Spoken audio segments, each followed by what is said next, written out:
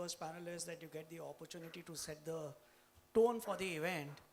And what better than the panel sitting here to talk about the change in consumerism and what we are facing today and what is impacting the retail. So without wasting too much of time, let me just dive straight into our conversation. And what I like to do is I like to have a conversation which is more interactive. It's a conversation, it's not a Q&A. So if you have any questions in between, we'll encourage you to please raise your hand so that we can make it more meaningful, because at the end of the day, this conversation is for you, right? So, Badri, let me begin with you. In the last couple of years, especially post-pandemic, things have changed. I mean, we are already experiencing a change in the consumer behavior, in the way the retail was being seen, the experiences that we're creating.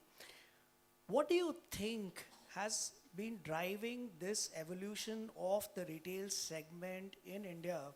And how do you think your strategy of engaging with the consumer has changed because of the change that we are experiencing in the retail segment? Right. Thanks to you, Business World, and all the panelists here for this opportunity.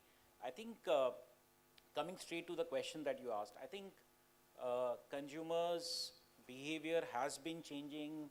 Always. We know that that's change is a constant. But obviously, COVID has kind of accentuated, and post-COVID era has seen a lot of changes. Some of them, which are quite pointed, I think is, drive for convenience. So, and that's quite obvious now when we see that, there was a post-COVID era where consumers were able to experience, online and offline, the benefits of that. And today, consumer kind of expects the brand to behave quite equitably across omni-channel. And that's one of the things that we have kind of, really pivoted towards, right? So today, if you see, we are aggressively investing in better consumer experience for, our consumers at our doors. So that's one. But while we do that, we give the same experience on our .com or any place where you buy. So, ensuring that you get the same experience, you get the same kind of, promises across online, offline is one, key shift. The second one is, ensuring that things reach fast. So the fact that, consumers want it like right now. We know what's happening in the country, right? Quick commerce, the way it's spreading. So today, let's say, for example, we are present in most of the quick commerce. That ensures that consumers, if they want and they want a shoe, if they want to go to a party and they want a new shoe, they can get it in 10 minutes, right? And we are also kind of piloting right now where we are promising our consumers that you reached our store, you didn't find your shoe size, within next 6 hours, it will be in your house, right? From wherever in the city, we have to ensure it reaches you. So that's the kind of, change that we have to kind of keep up pace with. And you know what, while we were standing and having a conversation prior to getting on the stage, we were talking about how the consumer behavior is changing, how the newer consumers, the younger ones, are reprioritizing their purchase decisions. So Raj, when we look at the young consumer today, their priorities are moving towards sustainability, digital first, and they're looking at convenience of buying, which is why digital first is happening. How have these evolved over a period of time in your looking at the business model of not just connecting with these set of customers, but also engaging with them? Products were expected to create an experience of touch, feel, etc. And today, as you said, we are talking of omni-channel, etc. How is your business model evolved over a period of time, addressing these reprioritization? Thanks, Harbinder. We've been into business for about 4 decades now. And I have seen the consumers change completely. If I go back 30 years ago, the choice to the consumer was very limited. There was no online. Versus today, there is an abundance of everything that he wants to buy. There's abundance of buying opportunity, online, quick commerce, offline, everything is there. And the young consumer, as you said, is somebody, the Gen Z especially, who wants to experiment, who's very, very literate and understands what he really wants. So while scrolling, he just, what clicks him, he instantly goes. There's no much thought about it. He wants to experiment. In that case, the price plays a big role sometimes, because if you look at the online business, the medium and lower price point items, which is say fast fashion today, we say quick fashion, that is, evolving very, very fast, even in online and offline. So the new customer, and in the same area, we are working on our online platform. We are doing the same, offering the change very fast, controlling the price points, and the delivery. He's very impatient. He's very impatient. So we are available on the quick commerce and service him instantly. We are available offline, and as Badriji said, if there is a size or color which is not available, we make it available to him the same day, maximum the same day.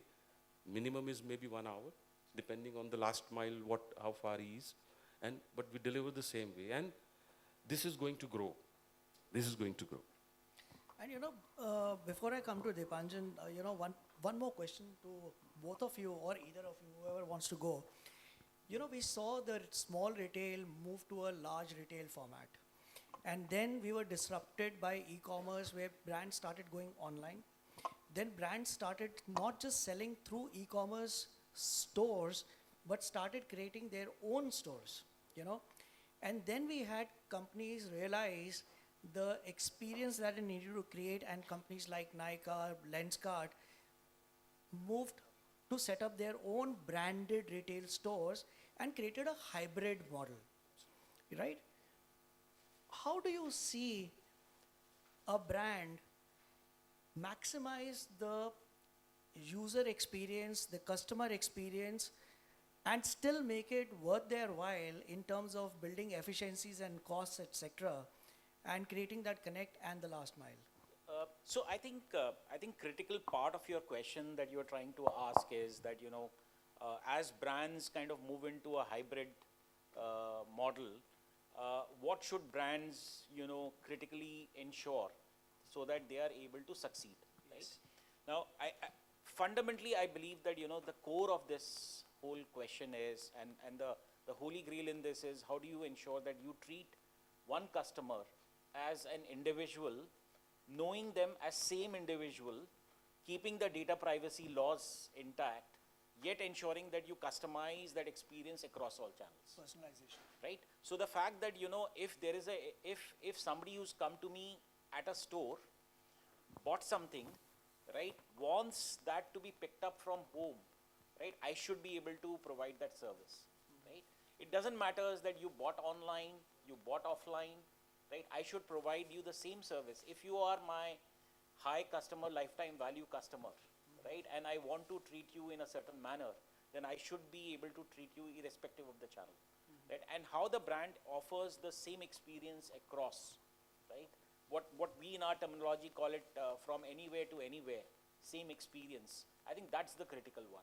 What Badriji said is right. In fact, there's more to it. If you look at the Lenskart or Nykaa is primarily started with the aggregator of cosmetics in India, online aggregator of cosmetics. Whereas if we go back, it's a ladies' product, and ladies would want to touch, see the color, the feel, everything. So they were able to gather some customers, rather good customers, but they were missing out the customers who would be still wanting to touch and feel.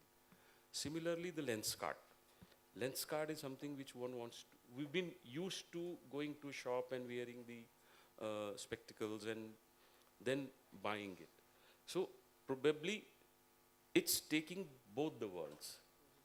The whole reason for having an offline presence, make sure that they are able to, because they set the model online, they understood what is right, what price points are right, and now they're able to do it offline too. So this hybrid model is basically taking care of the entire market. Dipanjan, now let me come to you because, supply chain, delivery, uh, this is the backbone of retail as on date today because Badri, he said that the instant gratification is like a given for a customer of today. How is supply chain models, the traditional supply chain models, keeping up with the requirement of today, the need of the hour, when the quick commerce is taking off? I mean, what I understand is that Amazon is under tremendous pressure from the growth of Blinkit and Zepto. So, how are you keeping up with the pace, trying to have the traditional models adapt to the newer needs of the hour? Yeah, thank you. Coincidentally, Amazon launched their quick commerce today. It's called Taze.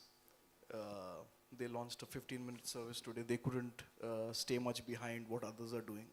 But I'll just take a minute to dwell upon what was just spoken in the last 5 minutes.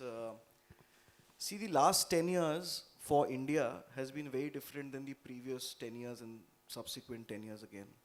And the last 10 years have basically taken retail through probably some of the largest transformations that we have seen in our careers.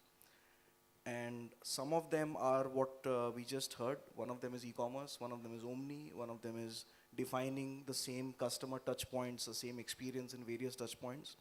And what is common across these changes is you need a supply chain to basically support the execution of it. So supply chain becomes a very, very key component of the entire experience piece of whatever goes on from, let's say, a model A to a model B to a model A and B hybrid to sometimes a model A and B and C hybrid. So whether it was the shift of, let's say, the birth and growth of e-commerce and changing behaviors, then the new segments of e-commerce. Previously, e-commerce had gone through the marketplace segments, then they went to the D2C segments. So everybody has a different way to deliver experience to their customers. So supply chain continuously had to upgrade themselves to ensure that the experience is seamless. How does experience come in? Experience comes in through design and experience comes in through tech. There are two very important factors which I would place ahead of the third factor, which is of course people behind these two.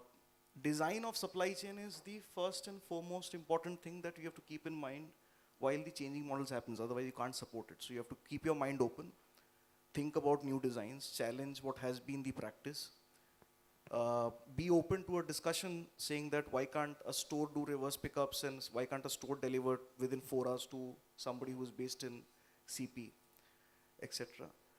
Second is technology. Why is technology so important is any experience, you talk about any experience, whether it's a retail buying experience or it's a delivery experience, is enabled by tech. You cannot do it. You cannot even greet a person by your first name if you do not have it on the last mile app, saying that I've come from Bata, this is your order, this was your prepaid order, you don't have to pay anything, etc., etc., etc. Or when you're going to pick up something back for the same brand, you basically must know that what you're going to pick up from that customer, what kind of a shoe, what brand is it? Are you picking up the right thing, wrong thing? It's all enabled by tech, otherwise the brand cannot sustain operational of a different model and picking up wrong items. It will be economically unsustainable. Talking about quick commerce is of course, so the traditional retail had a shift into e-commerce. Now e-commerce is having a shift into quick commerce. And I believe that all three have their own parts to play in our retail economy. They will have their own parts to play. Quick commerce is also, I would say at least now, a limited city play. It's a specific segment. How we, or let's say other supply chains, should think, or how we are thinking about quick commerce is, quick commerce typically is a change of model where, of course, last mile is not something that 3PLs participate today. But you participate in the upward supply chain of how does a warehouse operate, how does a warehouse change its way of operation to serve quick commerce, multiple refurbishment into the dark stores. How do you run your transport? How do you ensure that you have time slot based deliveries into the warehouses, which is required by any marketplace, etc. Those are some of the things that we are doing which is helping us keep pace with the. Badri, when we're looking at, we were talking about sustainability and the reprioritization in the minds of the consumer today. Now, the customers of today are conscious about sustainability. It is impacting their purchase decisions in terms of what kind of products, what brands they engage with. With the rise of conscious consumerism, how are you addressing this to keep your brand connected with that kind of a consumer without it becoming a cost burden on the business? Yeah, I think, so fantastic question, I would say, because, the narrative in the industry still, if you, ask, starts from the fact that, consumers don't, are not discerning about sustainability. That's one. And second, they don't want to pay for that, right? Now, in my mind, both are myths, right? Yes, there is a fact that, we live in a country which has got three countries in one, right? Now, of course, there are parts of country where the statements that I made were true. But there's a country where the statements that you made are also true, right? Now, as we know that, as Dipanjan was earlier talking about the fact that there is a certain set of consumers behind which all the retailers are wooing. And that consumer is now slowly becoming, very conscious about the environment, right? We know that climate change is for real. We are all experiencing it. Now, coming back to the hard question of how are brands, gearing up for it and how is Bata doing it? In my mind, the first place to start is at your home, right? You have to, sustainability can't be just a, brand gimmick. It has to be a value system that you have to imbibe in your organization, in your culture.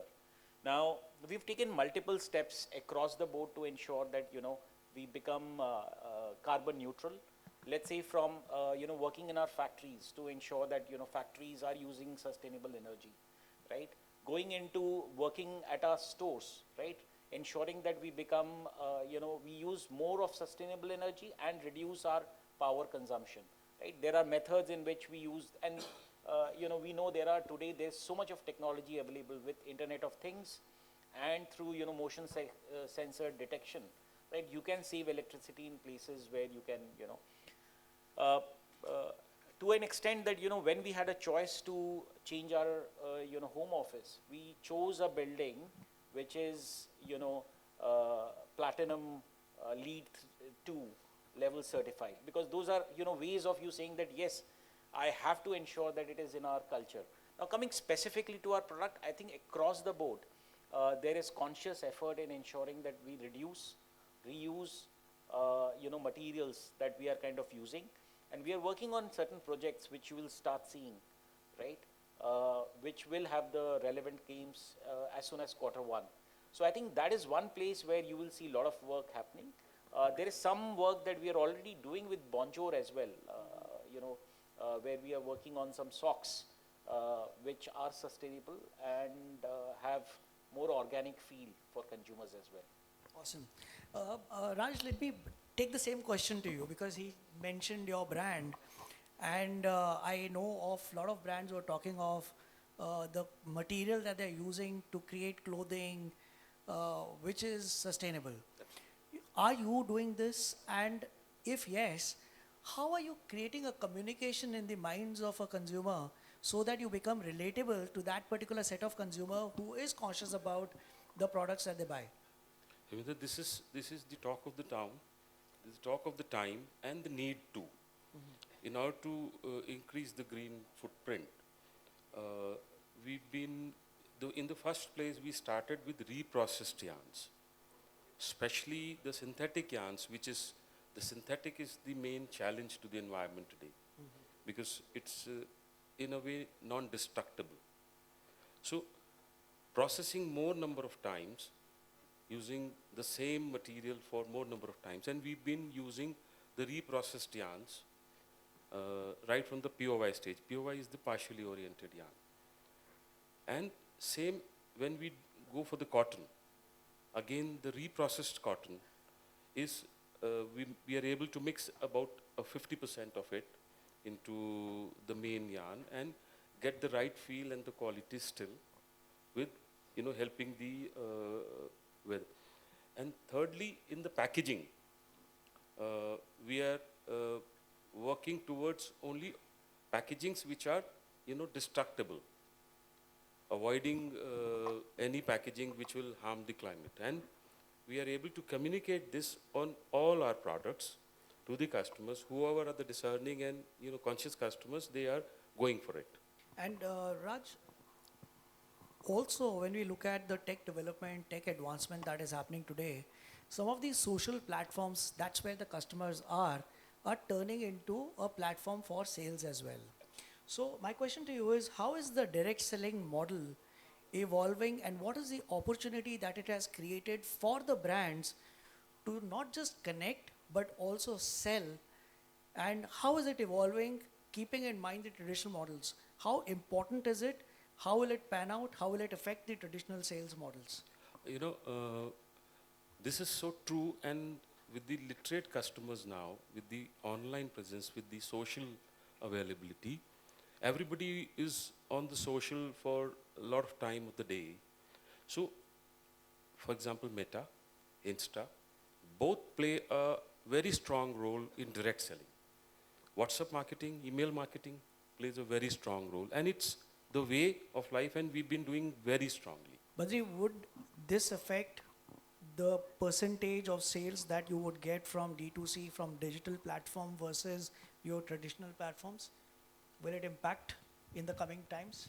You're talking about social. I'm talking about D2C on using technology. No, I think that is, see, today consumers are moving into digital, that we know from a media landscape. And I think I'm talking to, whole set of journalists who know that how the print is growing after the change in terms of hard print as well, but digital is growing faster.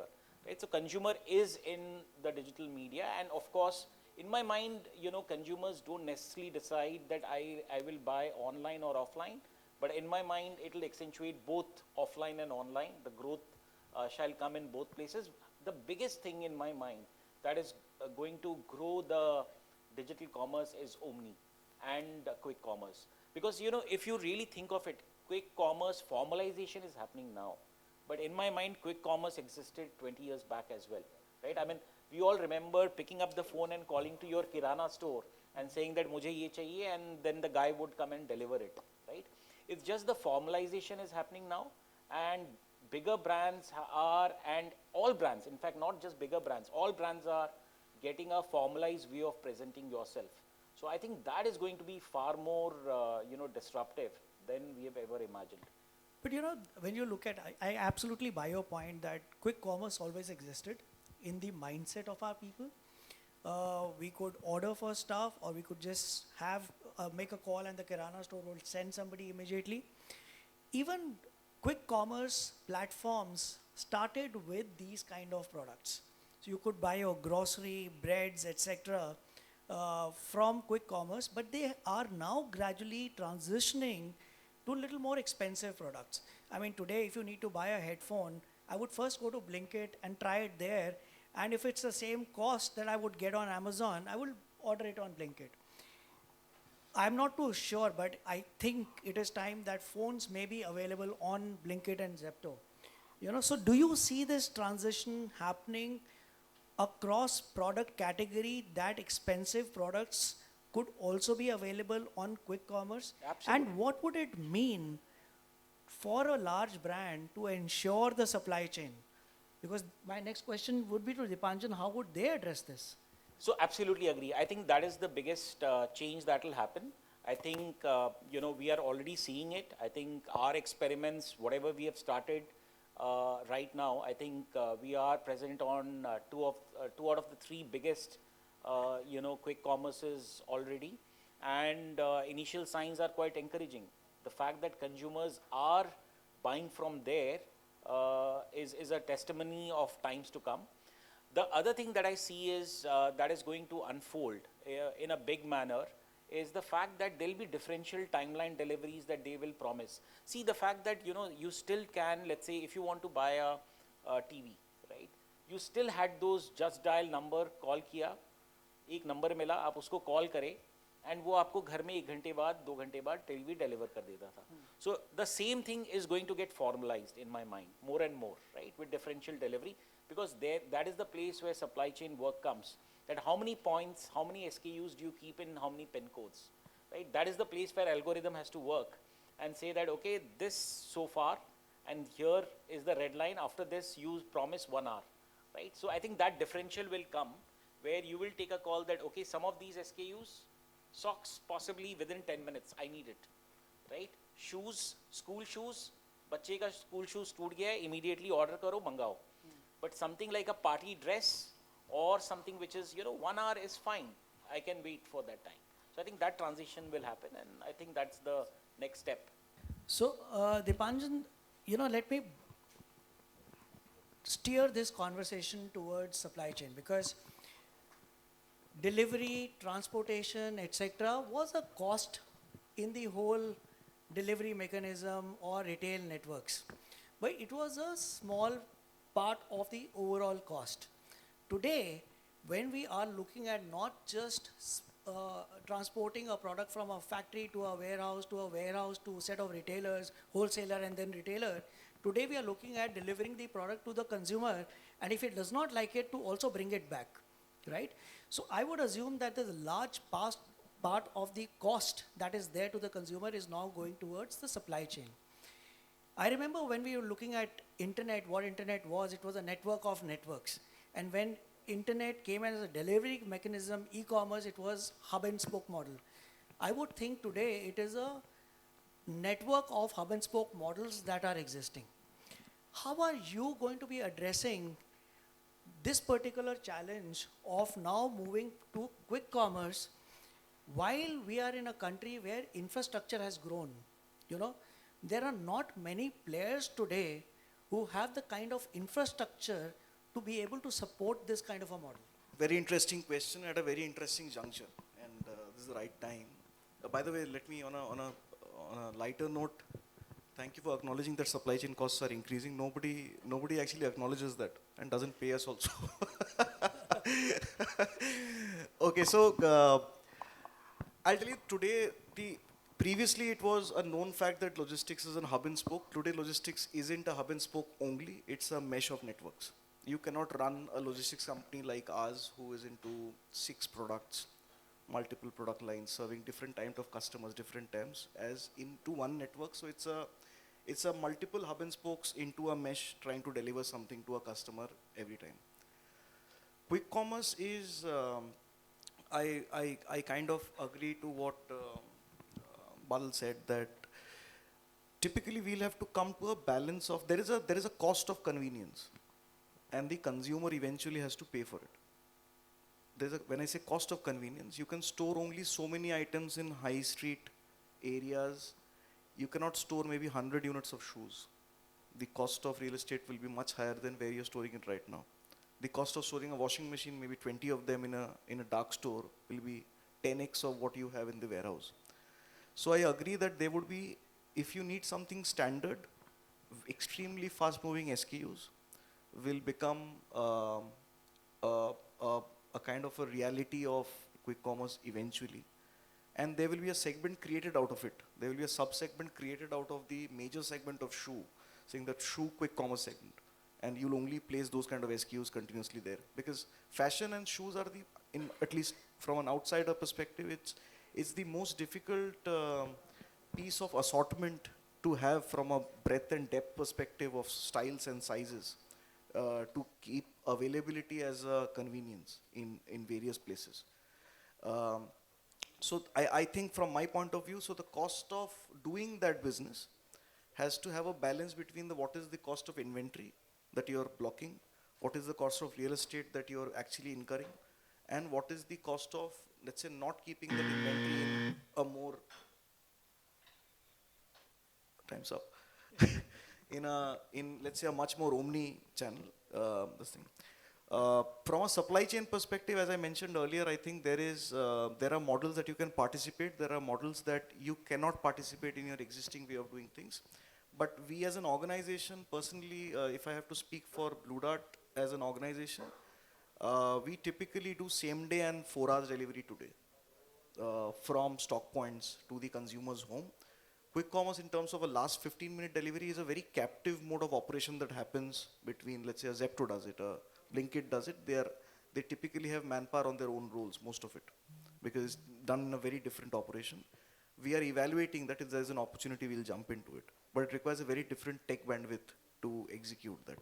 But serving at least 80% of the demand in terms of same day, sub same day, 4 hours, 2 hours is where we play right now, or we wish to play. So just to add, and I know it's time's up, but I think on a lighter note, I think cost is also a mindset, right? The fact that India spends, 14% of our, cost goes in transportation, and we know world over it's 7%, right? And that's what Gati Shakti program is all about, right? So I'm sure you would be aware, and that's, so I think coming back, I think that is the place where as an industry also, as a retail, that is where we are investing, right? So technology can be a huge, differentiator in terms of bringing down your costs. So let's say, for example, in last couple of years, we have invested on, what is called as HPM, high performance merchandising, algorithm based, planning where to keep your stocks, where not to keep your stocks, logistics management, software. Now we are working on transport management software, etc., etc. So I think there are, when you unlock the hood, right, you realize that there is so much you can extract value out of, right, and reduce the cost, which are kind of wastage, right? And that's where I think supply chain teams all, work on algorithm and data science, and that's where the money lies. Yeah. I think I completely understand where the conversation is going in terms of cost, but we must also realize that, when people are going online, one of the biggest motivators for people that I have understood when they go online is in terms of the value of buying it online. It's not just the convenience, but I've seen people go see the product, try the product, and then go place the order online because they're getting a discount there. So I think we are headed in times where, whether it is the brand or the retailer or the supply chain, I think we are moving towards matrix structures where everybody will need to start looking and thinking of the customer experience in a very innovative manner, trying to solve problems and make it easier, cheaper, efficient. So I think, what is needed in times to come is creating a culture of innovative thinking within the domains that we are operating in, so that we are able to build a connect, we are able to build efficiencies and making the product available in time at a lower cost, and also innovate continuously. So thank you so much, all of you, for taking out time to be with us today. Thank you. Thank you.